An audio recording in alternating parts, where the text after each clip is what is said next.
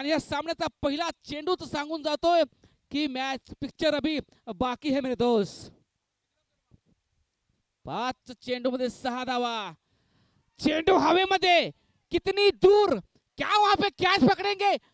कोशिश तो बहुत बढ़िया, लेकिन वहां पे कैच नहीं ले पाए. और इस बीच कितने रन लेने में कामयाब हुए. 3 धावा घेण्यामध्ये यशस्वी झाले आहेत. सामना परत झुकतोय तो शिवप्रेमीच्या बाजूने. या ठिकाणी 3 धावा हव्या आहेत 4 चेंडू मध्ये.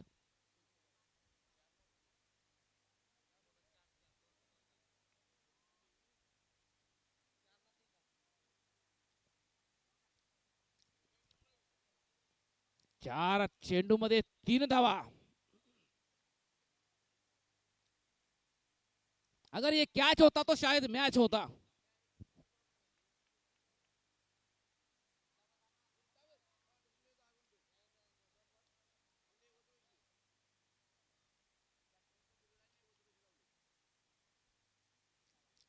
परत या ठिकाणी थोडासा रोमांच आहे असं म्हणावं लागेल. 2 चेंडू मध्ये 2 धावा. काय करामत करून दाखवतोय का सूरज? या ठिकाणी पाहावं लागेल. चांगलं गोलंदाजीचं प्रोसेस सूरज करतोय आपल्या संघासाठी. एक चांगला चेंडू परत आपल्या संघाच्या आशा पल्लवित करेल अशी अपेक्षा धरून सूरज हा चेंडू टाकणार आहे. 2 चेंडू मध्ये 2 धावा.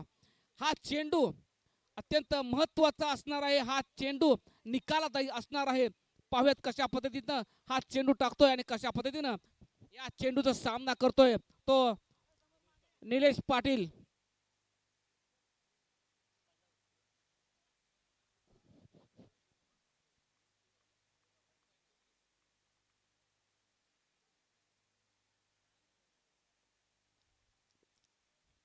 हलक्या हाताने खेळून काढलेला चेंडू एका धावेसाठी. Score R level. 1 धाव पाहिजे जिंकण्यासाठी एका चेंडू मध्ये.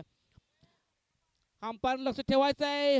रन वरती लक्ष ठेवणं अत्यंत गरजेचं आहे, कारण ही रन कंप्लीट नाही झाली, चेंडू डॉट गेला तर या ठिकाणी पहिली सुपर ओव्हर आपल्याला पाहायला मिळेल.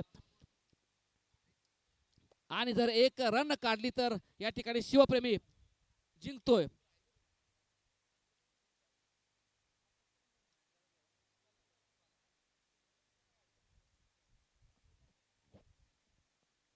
अभी भी मैच दोनों तरफ है.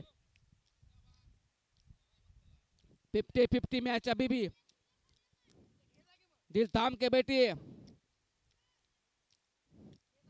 सबकी सांसें रुकी हुई है. किस प्रकार की ये गेंद होगी, किस प्रकार का ये मैच, कौन सा रुक लेगा, कौन जीतेगा, अभी भी कोई कुछ कह नहीं सकते. आणि हा टोलला चेंडू एका धावेसाठी.